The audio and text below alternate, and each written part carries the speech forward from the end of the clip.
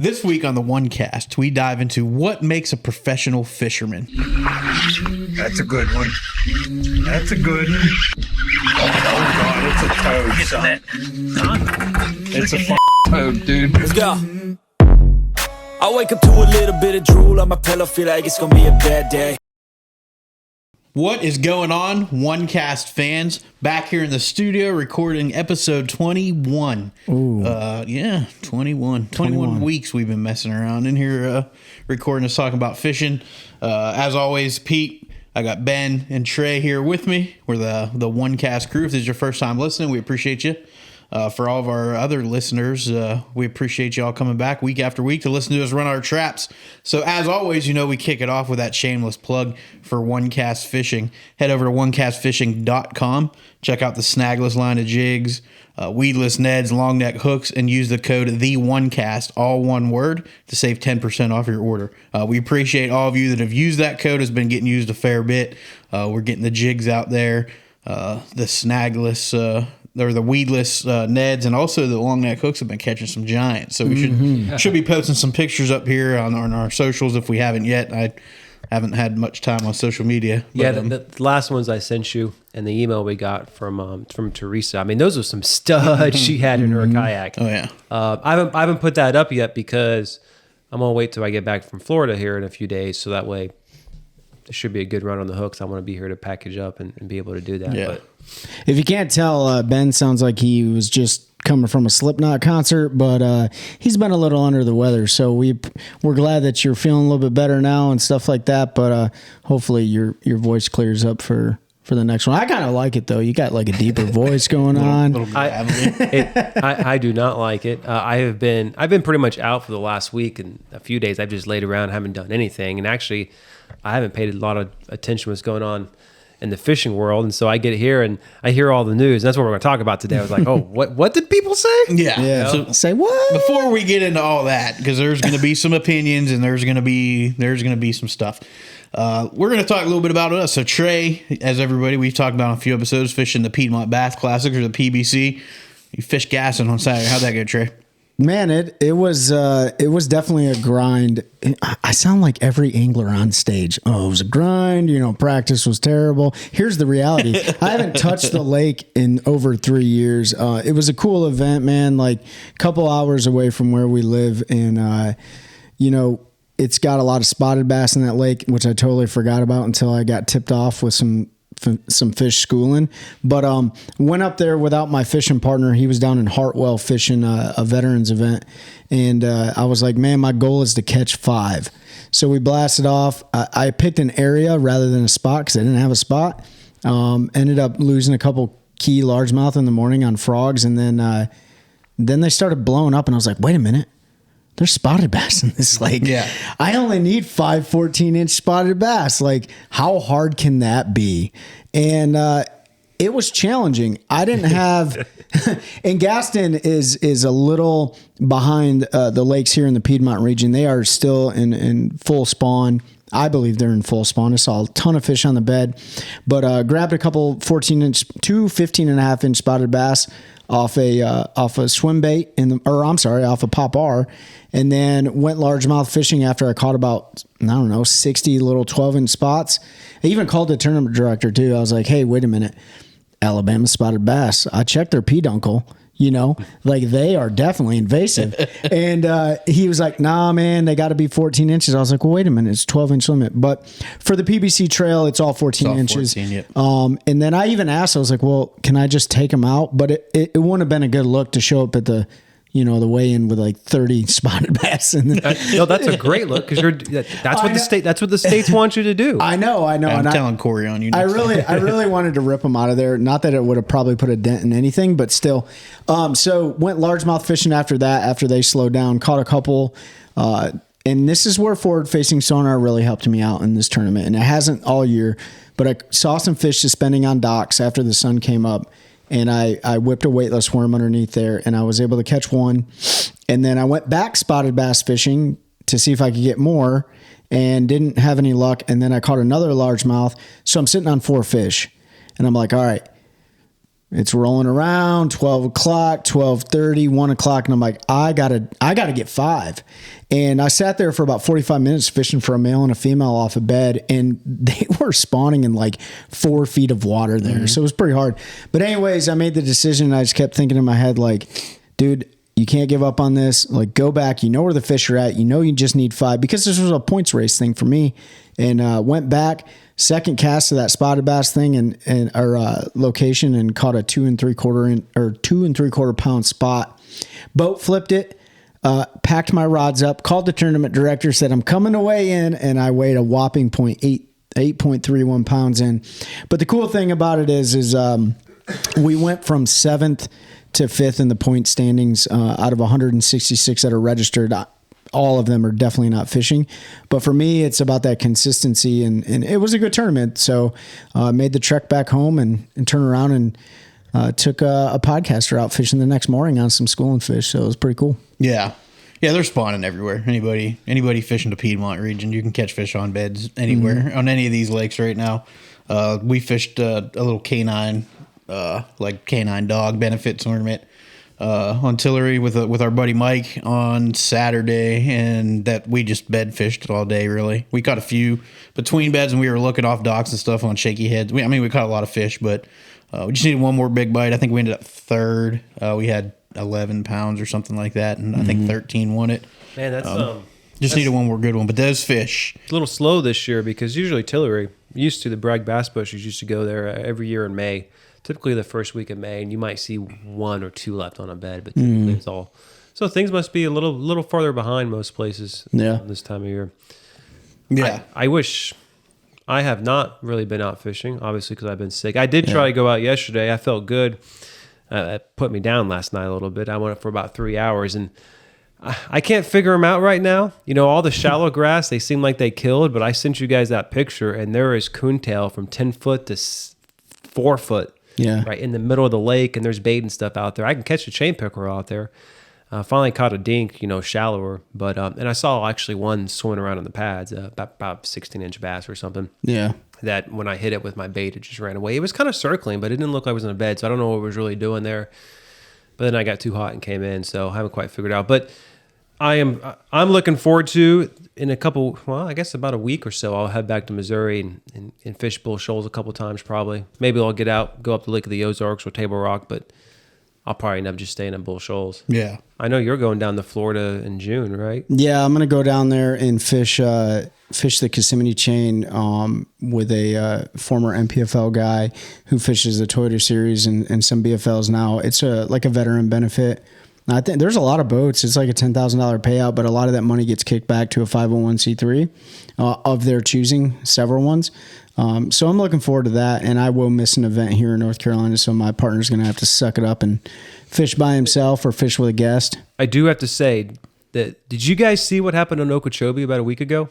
Are you talking about over like 20 bags or 30 bags that were like 30 pounds? Yes. Yeah. I mean, Scott Martin, I think finished like 22nd with 29 pounds or something like that. I think I saw you fish with Hiller or something. Yeah. Could you imagine doing the Dirty 30? This may be some of those guys' best day ever. Yep. Not even cashing a check. Yeah. Unbelievable. I mean, I only saw pictures of it on social media, but it was truly like right place, right time situation on those lakes, because I think you're going to start seeing it get real tough for maybe a week here when they do that full transition from the spawn to the post spawn. You're already starting to see like bucks and stuff move out and start schooling, and it's fun, but trying to catch a really big fish is tough. But man, they hit Okeechobee at the right time, and I can't believe the amount of bass that were weighed in. I think people locally are thinking that they're way further than they are. Yeah. And I don't think we're going to hit that lull like you usually do, because the spawn's bad. Between the cold fronts, the high water, the rain, these fish are all messed up. And I just don't think we ever had a big wave. Like, we watched fish moving up on Tillery throughout the day. Like they weren't there. We went past it. There's nothing there. Now all of a sudden they're there making a bed. It's just crazy. It's so because remember last year, It's just that all them cold fronts, man. Every weekend, the water temperature is dropping 4 or 5 degrees, and I think it just screwed them up enough to the point that they backed off, and then they would start to slide back up, and then bam, we got hit with another cold front. Which is crazy. Jordan was 8 feet high for a week, and and last year everything was kind of delayed, but Yep. when they all went at once. Yeah. And this, I think exactly almost a year ago today, we were on Harris filming the snagless jigs, catching them offshore. Yeah, they're that's still true. and they're still on beds on Harris. So and they will, and I think you're right, Pete. I think we didn't get that massive wave like we Like you traditionally usually do. do. Yep. I think it's more they're sliding up gradually and sliding off because my buddy caught a 6-pounder off the bed today. Yeah. On Harris, but yeah, he went offshore and he's still catching them. In fact, right now while we're sitting here, and I went out last night when I got home from work. I think I hit the water at 4, and I didn't get off the water until 8.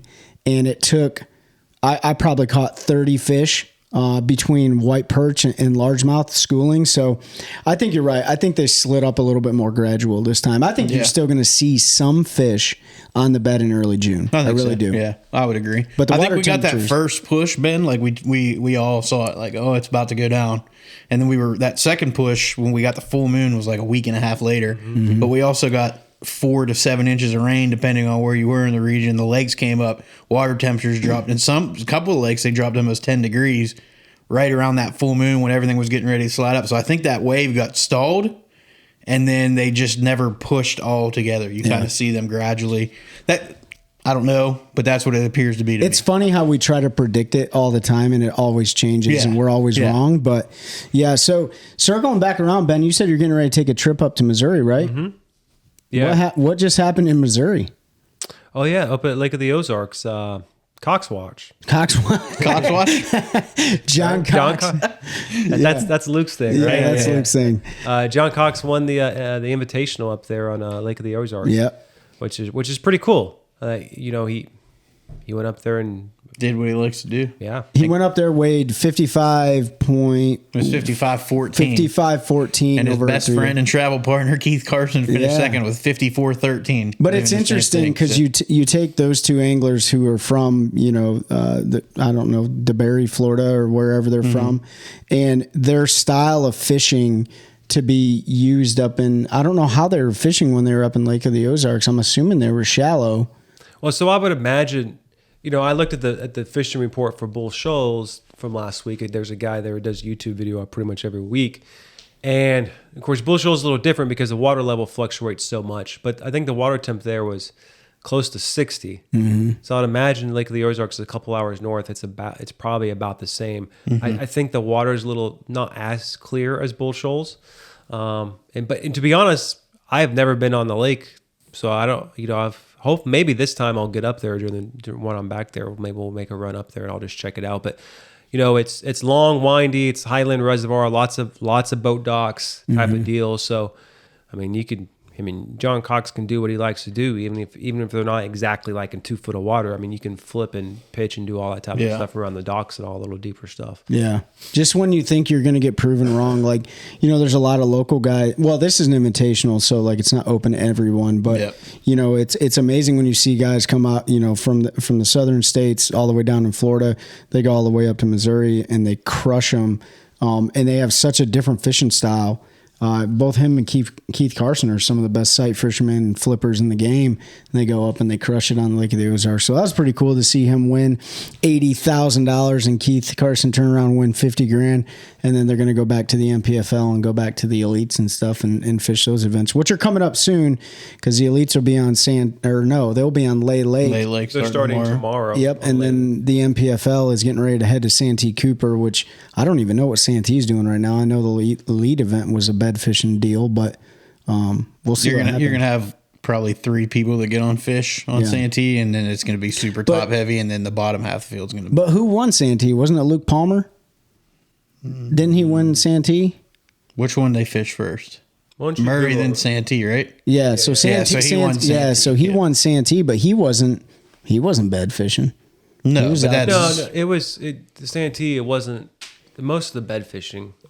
It wasn't like the year before where it was Yeah. going on bed fishing. I mean, look at Matt Robertson. I mean, his fish went away, I guess. Yeah. But I would suspect that pattern he was on, kind of offshore, if he could find grass and stuff, that will be more of the I pattern. think it's gonna be even more offshore than it was. I mean, they were Absolutely. fishing a lot of those like 6-foot cypress trees. I think they're gonna have to get out in that, which apparently is loaded with grass now. It never used to be in really? 10 to 12 foot of water, and I have a feeling those fish will be out that far by the time they get. There's gonna be a different tournament. You know, I watched the Bass Hub last night, and they were talking about it a little bit, and no big event has ever gone there this late in the year, like a national level tour. So the local stuff you look at, you'll get like, you know, and obviously with local, the numbers are a little inflated because they're guys that fish it all the time. It'll be like 28, 29 pounds, Yeah. 26 pounds, 25 pounds, and the rest of the field will have 15 like pounds. 6. So like they expect to see similar. Some people are going to find them and get on them and catch them, and it's going to be pretty top heavy across their field. But Now, it'll be an interesting one to watch. Are you planning to go down, check it out? At least Saturday for the final day weigh-in. Yeah, I'm going to go down. I think Trey and I were maybe thinking about going Friday, Saturday, depending on if we could get Yeah. out of work and stuff. But yeah, we're going to go down at least for Saturday and check it out and see what it's all about. So it'll be cool to And get that's to one of their that's the events. MPFL we're talking about. So Yeah, so this episode, it'll be the weekend after this one comes out. Right? Yep. They're going the 26th, 20 that week. So yeah, so this episode y'all be watching on the 18th. So next weekend we're hoping to go down and check that out. So you're getting a little heads up. Hopefully there'll be some content. We'll get with some of the folks we've had on the show and try to maybe arrange a few new ones. So yeah, it'll be a good time. So yeah, so we're gonna go down and check that out. The National Professional Fishing League, which are they professionals? There's been some drama. I call it drama. It was something that really just made me mad, and I don't use the terms like gatekeeping and stuff. But if gatekeeping was a thing, this is what went on. And we're gonna play a clip for you here in a minute. But I think first we should go around. Trey, what do you consider professional fisherman? Professional angler? yeah, that's a great way to preface it. A good question. I think anybody that does anything for a living, in my mind, would be a professional. Now, the quality of their work, the output that you see from whatever profession they have, I will judge you and say, well, you're not really a professional carpenter because you don't know how to cut a 45. But when it comes to like professional fishing, I think there's so many different opinions on it. Mine is this: if you fish and you make a living doing it, you're a professional. Perfect. Ben? That's it. That's what it comes down for me, is that if you make your living, you pay the bills by fishing, you are a professional angler. Now back in the day, there were 2 ways you could do that. You Just read into it. So All right. if you make a living, fishing is your income source. They're a professional fisherman. I think we're all on the same page here. So I'll go into it a little bit more, and then we'll talk about what you were talking about. So whether you're an angler, fishing a tour, making money. I know guys fishing nothing but local stuff that make 6 figures a year, winning local tournaments. That's all they do. That's professional fishermen. Social media, obviously, those guys are making a living fishing, providing content, teaching people. They're professional fishermen in my eyes. And guides, what do we call commercial fishermen? If they don't call them commercial fishermen, they're professional fishermen. They fish for a living. That's what they do, right? So, like Trey was getting into, Ben was getting into, all those outlets are professional fishermen. Now, Ben, to what you were saying, and I'll let you elaborate, there used to be more than one path to that.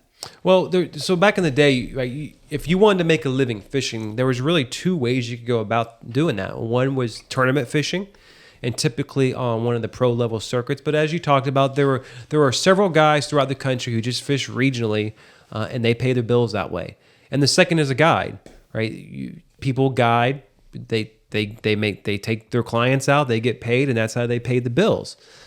But now, right, in the 21st century and post iPhone and YouTube and Instagram and TikTok and GoPros and all that, is that, right, it's opened up an entire another almost industry in the sense of content creation where you can make your living, and actually maybe some of the best living doing that, fishing. Or like you said, Pete, I guess you could be a commercial fisherman too. That's professional. Yeah, I mean, we might not agree with their means and what they do, and I'm not going to get into that debate because that's definitely a heated one, but you're still making a living through fishing. The guy's going out there catching bluefin, selling them for $20,000 a fish because they catch the right ones. They're making a living doing that. That's, in my book, that's professional fishing. I like to think about it like this. So if I'm coaching Little League baseball and I make a living doing it, and I'm the head coach for, I don't know, who's your favorite NFL team? The Chiefs? Denver Broncos. The Broncos. Is that coach more of a coach than you? Coaching Little League? Or are you both coach? I mean, if you're both getting paid, you're both paying the bills. Yeah, coaching. So you are literally a coach coaching a sport. I mean, yeah, because people could take that multiple ways. Some will say no, because one guy is doing it at a professional, highest level with the highest athletes, but the other guy who's Little League is taking guys who know absolutely nothing, and the approach you have to have with young kids that time to motivate them and to be a leader, to get them to get the best out of them, or just teach them life lessons is very different. But they both have integral components. Now, that's a tough comparison because you don't hear somebody being called like a professional football coach. It's like they're a coach in the NFL or they're a coach in college. I think a better Golf's a good one. Golf right? would be a good one, or any athlete in a sport outside of fishing. Like if you think of the NFL, like that's the professional league, right? Once you get there, you're a professional. That's what you do for a living. The guys playing in what is it now, the AFL or whatever, and you got the Arena League and all. They're not making, like, they're doing that for a couple months out of the year, and then they're going to do whatever their job is. Some of them are agents, some of them are trainers. Like, they're doing that out of the love of it. They're not making a living. You bring up a good point, because go back to the, prior to the NIL thing with college, right? The whole thing about being amateur is that you could not. You weren't making money. You could not make money. As soon as you made money, then you lost your eligibility for college. Of course, that has now changed, and maybe we should actually consider, I mean, some of these college athletes are making bank. Oh, yeah. They need to pay those student loans off.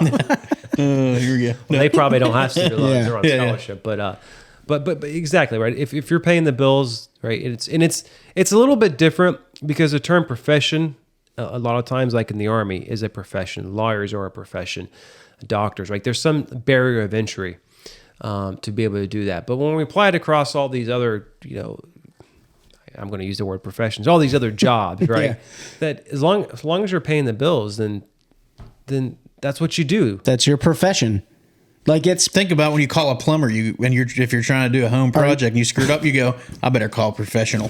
There you go, right there. That plumber is a professional. And I'm not downplaying plumbers, but those people, like Ben said, have studied and put the time in to be able to do that work at a high level and be an expert in their field. They're a profession. Does a semi-truck driver look at a FedEx or UPS driver and say, "You're not a professional truck driver"? I know some. I think as a driver. But think about it. They're a little bit prima donnas. No, I mean, dude, it's asinine. Yeah. Right? It's asinine to think like your social norms are the reason why we're having this conversation. Like, over time, the elites, right, in the name itself, the elites and the National Professional Fishing League, and we'll get into that one, and Bass Pro Tour, like, those are, everyone socially understands, like, that is the highest you can absolutely get. You're at the peak of the sport. But that does not mean... But they're not the only ones making... You're not a professional. They're not the only ones making a living doing that. Kurt Warner was a daggone professional when he was playing whatever the crap that was in European football or whatever he did before he went to the NFL. Mm-hmm. He was making a living doing that. That was, Again, I think the best, the closest other profession would be golf. Right, you're right. Would be golf, right? Because you have, right now you got LIV, but you got the PGA, you got the guys on tour, and golf is really apropos to compare to fishing because they're almost considered like independent contractors too. Mm-hmm. Yeah, and you got different levels and you have to qualify to get, to the highest level. But if you go on YouTube now, like there's a lot of golfers who are extremely good who make their living, making content before that. Well, I think not only that, but look at every golf shop, every driving range. They all have a golf professional that they call their golf pro. This is our pro. Yeah. you know, and I don't know if there's some certification process or whatever, but they're certainly not a pro because they're playing the sport at the PGA level. They're a pro because of whatever reason they're a pro, because they're experts in their field. Yeah. Right. So I think that's a great. And coaching for golf, like, is a big thing, right? Yeah. People hire coaches all the time. And these golf coaches, this is what they do for a living. They have all these clients, and this is how they pay the bills. And yeah, they are a professional. So why are we having this conversation? There was a conversation. Why don't you just play the clip? Yeah, I'm just going to play the clip. Play that funky music. We'll try not to talk over it. And who's talking here, by the way? This is Drew Cook. He's on Straycast podcast, which great podcast that, you know, they do a lot of stuff. He hits these kind of hot button items. But Drew Cook's on there, Luke Palmer, and I'm not sure who the other three are, and we'll get into that also. But I'm going to play the clip right now. We'll let everybody listen, and then we'll talk about it. One for you, Pat. Please go. So, it's so watered down, professional fishermen now. Yeah. There is a commercial that I saw the other day. I've got nothing against the guy, but he fishes the opens, and he is on this commercial as the professional fisherman. And that's where our issue is. It should have been Drew Benton or a Luke Palmer or a Brandon Polinick or Kevin Van Dam or somebody that was actually a professional bass fisherman. But nobody knows. But it's gray. Because it's too gray. You can look his name up on Bassmaster, and it says Opens Pro. It says the word PRO right there. I'll stop it there. So I'm going to get my soapbox out real quick. First of all, are you going to stand on it? If I had one here, I would stand on it. So first of all, in his own rant, he says that Bassmaster calls this guy pro. For anybody that doesn't know who he's talking about Ben Milliken. 2 or 3 years ago, he did a commercial for Orkin, and I don't know if it was on TV. I know they've done a bunch of internet campaigns. It actually just came back around again here recently. Yeah, I saw it recently. I saw it, I think, originally. Yeah. I see it on the internet, on like YouTube pre-rolls. Yeah, so I'm not sure if it was that was their campaign, whatever it was. So they brought him in, and it says Ben Milliken. I think it says professional bass angler, professional angler, whatever it is, and they're talking about calling in a pro to do the job that needs done. You wouldn't call Ben Milliken to kill your aunt, so call Orkin. So lots of stuff going on here. So first, number one, I'm going to just go into this. Drew Cook, I wouldn't know who he was if he wasn't in his jersey. I couldn't pick him up out of a lineup if my life depended on it. 90% of professional anglers, I couldn't. The one thing I can tell you is for at least the last 7 years, I've seen Ben Milliken's face all over everything on social media, doing his own social media stuff. I ended up jumping into his YouTube. I'm not even really a YouTube guy, but I subscribed and watched some of his stuff just because I liked the way that he was doing things. And I saw it constantly. It was always coming up on, on Facebook has the thing, like similar to your interests or whatever it is, where it pops videos up and you would watch his videos, see him on shorts. I don't think he really does TikTok, but he pops up on shorts. I never knew who Drew Cook was till he fished the elites, but I knew Ben Milliken was making a living fishing. And there's some other guys on the podcast. You guys can go watch it. Maybe I'll link this short in the description. I don't want to make too many people mad, or maybe I do. I don't really care. But Luke Palmer, I recognize him because he just won an event. Otherwise, I probably wouldn't know who he was. The other 3 dudes on there, I have no idea who they are. They're probably pros. If you are, I apologize. Maybe do a better job on social media. I don't know. But Milliken, I promise you more people saw that Orkin commercial and knew who he was before that thing popped up than they would have if Drew Cook was on there. The only people he mentioned there that might be able to compete with Ben Milliken would be KVD or Jimmy Houston or Bill Dance or Mike Iaconelli or even Brandon Polinick has a pretty big social media following. Yeah. What I don't understand, what makes me mad is why does he's basically saying if you're not fishing the Bass Pro Tour or the Elite, you're not professional. Then in the same sentence, he's saying, but if you go on the website, it says he's an Opens Pro. Well, right there, BASS is saying this guy's a pro. So why do you get to say he's not? It pissed me off. Does it grind your gears? It really did. And I saw it the other day and it got me hot. And I didn't say anything to you guys because I wanted it to be fresh for you. Neither one of you brought it up in our chats as we're talking. So I'm like, I'm going to dump this on them. Yeah. And then driving here, I just got mad because I was thinking about it. And it's like, man, I don't get. And I'm going to go into Randy Blockett. We're going to talk about him today too. I'm going to stay on this particular, but why do so many people want to do so much to divide this freaking sport and to get people against each other for no reason other than a title? Who cares? If you want to call yourself a professional bass angler, call yourself a professional bass angler. Like Trey said, if you call yourself a pro and you put some trash on YouTube and I watch it, I'm going to go, well, he might think he's a pro, kind of like Randy Blockett, but look at what he's doing. Yeah. Like, this dude doesn't know what he's doing. But you call yourself what you want. There's no school, there's no training, there's no certification that I can get to say I'm a professional angler, right? In my profession, there's a bunch of different professional designations I can get. I can go take tests. I can prove that I know what I'm doing, right? Yeah. And I can get those. Ben, you're a professional lure manufacturer, a business owner, whatever you want to call it. Like, you have mastered what you're doing. That's what you do. You're a business owner, so you're a professional. Trey has made a profession, 19 plus years in the military. Like, what Trey does, that's his profession. He's been trained. He's got certifications. He's proved knowledge. What do you have to do to prove? You just got to make the elites? Like, not that it's an easy task, and I'm not taking anything away from anybody that's ever made it. All three of us sitting here, everybody listening would love to do that, right? We'd all love to fish on the elites. Yeah. But that doesn't make you a professional. I'm sorry. It's just this. I don't understand why. It does make you a professional, but that's not the only. But that's not the only. You're right. You're right. That single designation of being an elite series angler does not make you professional. And if we look at the Orkin commercial, like that should have been also like celebrated in the bass fishing community, because it's bass fishing went mainstream. It went non-endemic again. Yeah. Like, there hasn't been non-endemic sponsors put money forward towards anybody. Now, Drew since Cook, Walmart. Like, you could take that, right? You take that Oregon commercial and go to True Green and say, hey, look what they did. Would you all be interested in doing something similar? Yeah. Bug out. Like, yeah, market yourself to a company and say, God, look, they gave me a great idea. I think I'm gonna talk to my local cockroach killer and be like, yo, I got some marketing opportunities. My boat up. Yeah. But like you said, that people should have been celebrating, saying that, man, that door opened again. Yeah. Like, there's an opportunity, and I don't know how much money he made. It doesn't matter. Whatever that is.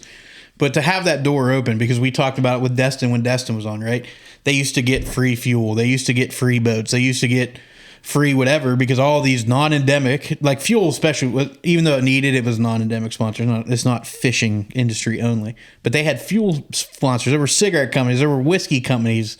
Evan Williams sponsored a bunch of people. And then all that went away because, well, social media had something to do with it. But anglers try to blame an influx of anglers. So here we are again, grow the sport till it's time to grow the sport. I'm going to shut up now and let you two talk. Do you think there's what he mentioned there, it should have been this guy, or me.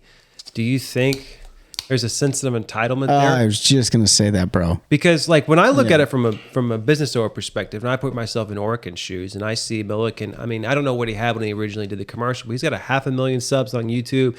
His videos routinely get between 50 to 100, 150,000 views. He's well known. He's got a great following. I mean, from a business perspective, on a return on investment or return on ad spend, like probably much better bang for your buck than the guy sitting up there. Yeah. So you took the words right out of my mouth. I think I absolutely believe that it sounds like a sense of entitlement, potentially driven by a sense of fear that if Milliken makes the elites, he's going to come for your lunch money. I'm not saying he's a better angler, but he is better holistically than a lot of people. He's a good fisherman and his results show it. He's great at content creation. His results show it. He's great at marketing and sales. He's a business owner in the fishing industry. So when it comes to somebody who has pretty much everything you're looking for a company to dump money into and invest into, he is it. Don't be mad because you're not as good as him at the marketing side, at the sales side, at the content creation side. He's done all of it and he's proven it. So yes, it does sound like a sense of entitlement. And yes, he should be applauded. That is a huge win for the industry. But again, it goes back to what Pete said. When it's time to grow the industry, you don't want to do it? Wait a minute. Yes, you should, because he just potentially opened doors for other anglers to capture some opportunities here with other companies that maybe need more than just a jersey standing on stage. Because that doesn't sell boats anymore. That doesn't sell Garmin and Lowrance and all this stuff. It's the people that drive the business. We're in a people business. The world is in a people business. It's the anglers that are selling it. It doesn't matter that it's on their jersey. We've all met the people at shows or even on the water, and you're talking to them. You go, oh yeah, did you see so and so? And they're like, who's that? And you're like, well, it's on the elite. Well, I don't watch tournament fishing. I just come out here and do it for fun. Like, that angler's not selling anything to that dude. Now, anglers still play an important role in the fishing industry and being sponsored and having their jerseys and talking about product. Yeah. But they're not as important like Trey brought up, specifically boats. They're not giving free boats out unless you're a certain person. Like KVD, I'm sure. I mean, he's been around forever. He can sell a boat. But you don't need the other guys to sell boats because they can't keep them on the showroom floor as it is. You got to ask yourself this question. If you're sitting at, I don't know, the highest professional level, are you replaceable or not? Some anglers are absolutely replaceable, just like every single other profession that's out there. But some are very, very important to the industry. And Milliken is very important to the industry, and he's proven that. If you are a social hand grenade when you walk on stage and you don't know how to communicate to people, to me, as a business owner, I would not want to invest in you. Not at all. I mean, I jumped on his Facebook real quick, Milliken Fishing, and he's got, all the videos uploaded to Facebook. They're also averaging, some of them 117. Here's an older one that's got 2 million views, and he's got another 534,000 followers on Facebook. Now, I'm sure there's overlap. There are people following both places, but that's still an almost 1.2 million reach if you don't have a ton of overlap. Yeah. Like and Drew, if you see this, I'm not calling you out. You're just on my mind right now. Like, no, you're calling them out. How much reach are you providing to people, to the companies you work with? Now, obviously you're a stick. I wouldn't want to fish against you. I mean, I would, just to say that I'd fish against you, but excellent bed fisherman. Yeah. You don't get to that level without being an extremely, extremely good fisherman. But there's always some luck involved too. So Milliken got in the YouTube game right when it was starting off. Yep. Yeah. If he started this today, is he probably going to have the same success? Probably not situation. No. But I say that because, and I'm going to say something here that I could be completely wrong, and if my memories maybe serve me wrong, I'm going to blame on the sickness. So correct me in the comments. But I think Drew, this is his 4th year in the league on the elites. I think he was one of those guys who made it because everyone went to MLF. Yeah, I'm not sure about that, but there were a lot of anglers that got a phone call. Well, they took more people who they allowed more people to qualify, right, to fill the ranks that year. Yeah, and I believe he was and I say that right because so he won last year at Santee, and I think him and I forget somebody else. There were 2 guys they were talking about on live who have won elite tournaments. They deserve to be fishing among some of the best of the best. They have proven it. And they would have never made it unless all those anglers left for BPT, right? Yeah. So when he talks about watering it down, I mean, there are sticks all through the opens. Yeah. Drew, I mean, again, if I'm right, if I remember this correctly, Drew, you have he's proven to be one of the best, and he's won a century belt at Santee. Yeah, phenomenal. He's second in AOI right now. Second in AOI. He is a phenomenal angler, but again, if I remember correctly, there was a very good chance he would have never been there if MLF hadn't come about. Now, of course, we're talking about our definition of professional, and it was absolutely, it was brought upon. This conversation is happening because of this clip. Let's circle around. Go ahead. Well, what were you going to bring out? I got another professional thing to talk about. The other thing to think about professionally is how many people have been inducted into the Bass Fishing Hall of Fame that are not professional anglers or were not inducted just because they're professionals. Look at Ike. Tech guy jumping in here. His first year was 2019, which is the year after everybody left. So everybody left after 2018, and he jumped into 20. I just don't remember if he was he would have made it originally, or if he was number 15 and he was able to jump in. But you're right. There's a lot of guys who have done stuff outside the tournament realm, right?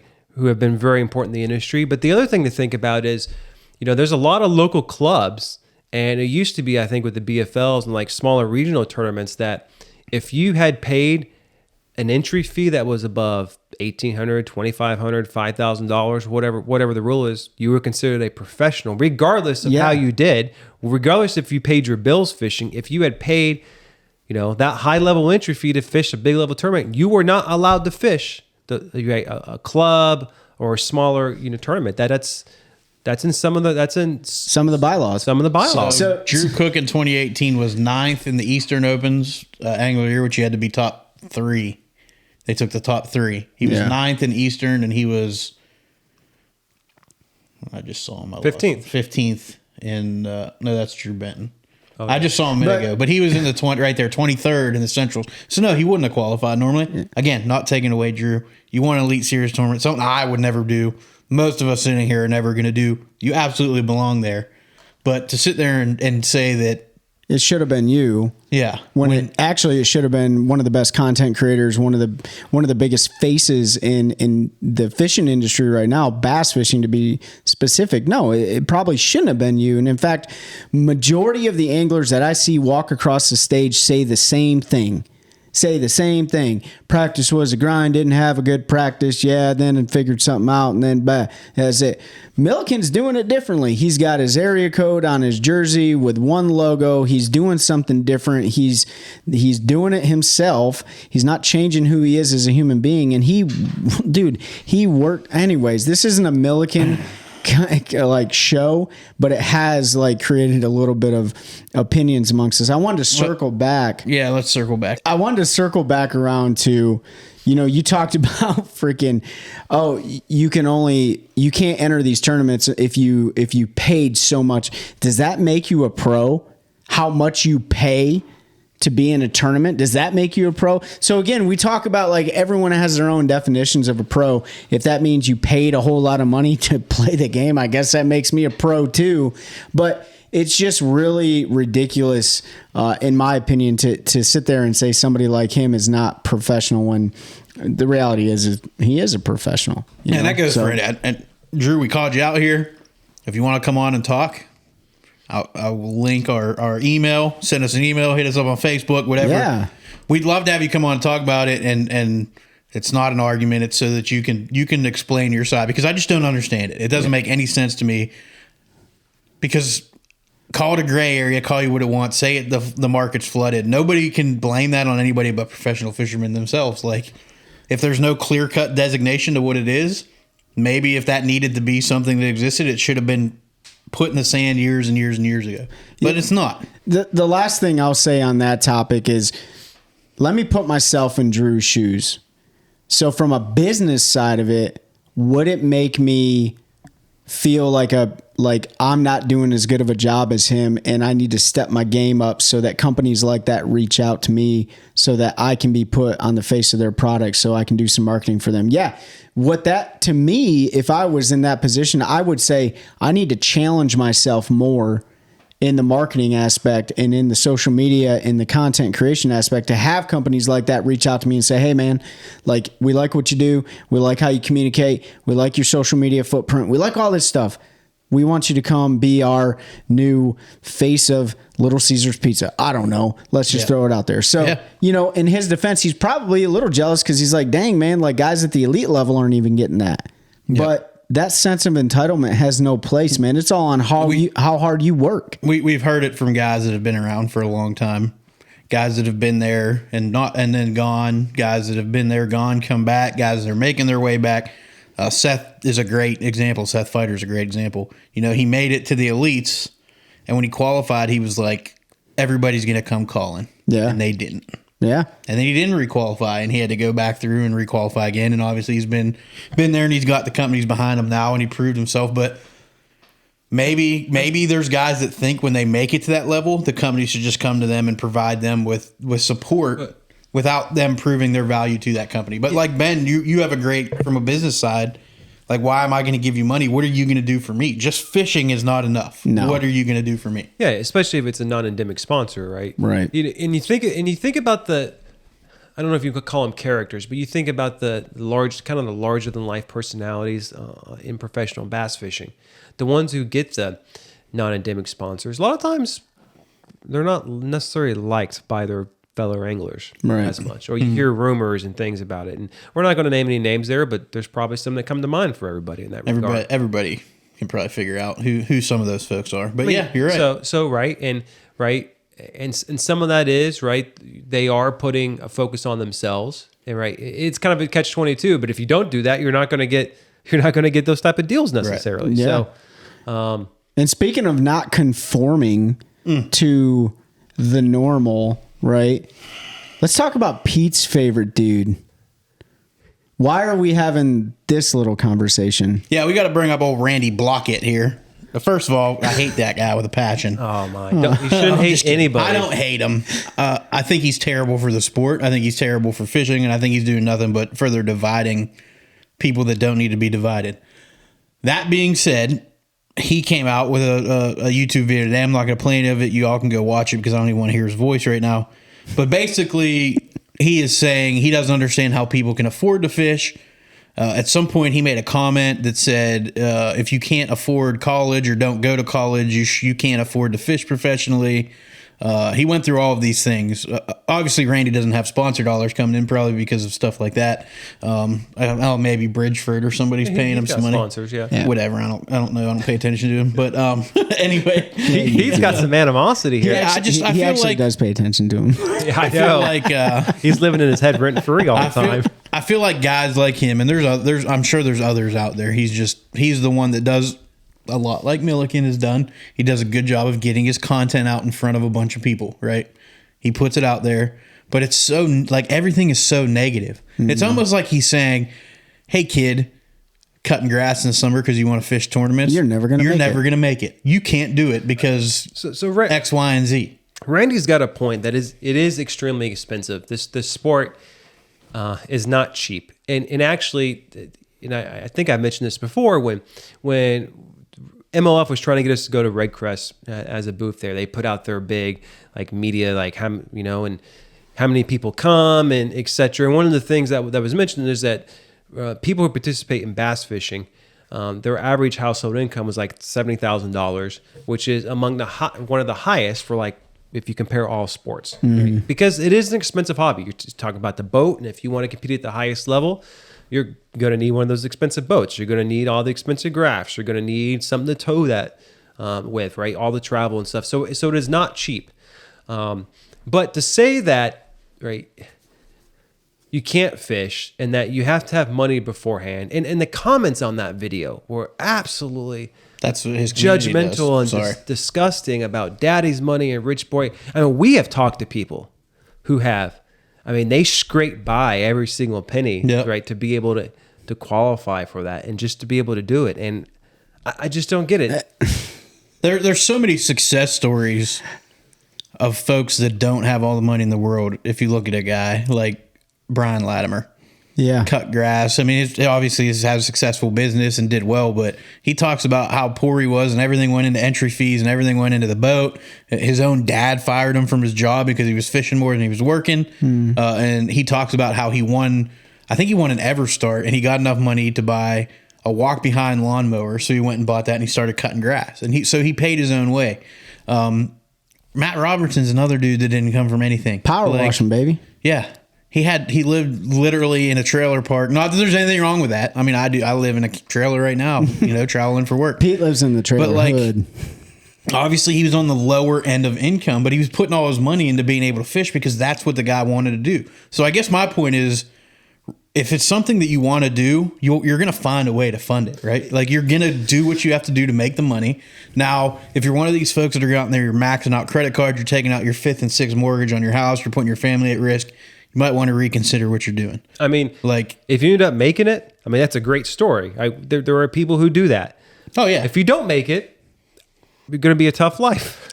I mean, that's what it comes down. But there's a way to do it. But that's the risk. But it doesn't mean that you don't belong. You have to take, and you have to go all in, which is why a lot of guys have they're entrepreneurs. They have their own businesses, so that they're taking a risk by doing that. But then they're able to set themselves up for their schedule to be able to accommodate bass fishing. But I mean, yeah. I mean, if you're fishing a 9 to 5 all the time, it's going to be very difficult for you to actually go out there and qualify. You're going to have to step away from that cubicle or whatever you're doing, right? 9 to 5 or anything. I mean, from your factory work or whatever it is, you're going to have to step back and do something different that will allow you to do that. I mean, yeah. I listened to it, and there's a couple things I'll say. First, it's stupid to think that your income plays a factor in your success, like how you grew up, everything like that. It boils down to choices. What kind of choices are you going to make? We don't know, for the most part, if we're going to make a choice that's going to be considered a mistake or a good choice until we make it. The only thing we can do is make a well-informed decision, and hopefully it works out. So there are thousands of examples here, but how has the kayak industry exposed people getting into professional fishing? How has... We've talked about it on numerous shows, but don't sit here and tell people that you're going to be a victim for the rest of your life because you can't afford to make it in the professional fishing world. That is absolutely untrue, and that's a bad narrative to send to the younger people that are trying to grow up and make something of themselves. Instead, that's not very intuitive, in my opinion, when it comes to saying, hey, listen, like, you can do pretty much anything. You can try to do anything you set your mind to. Professional angling, just like every other profession in the world, is not for everybody.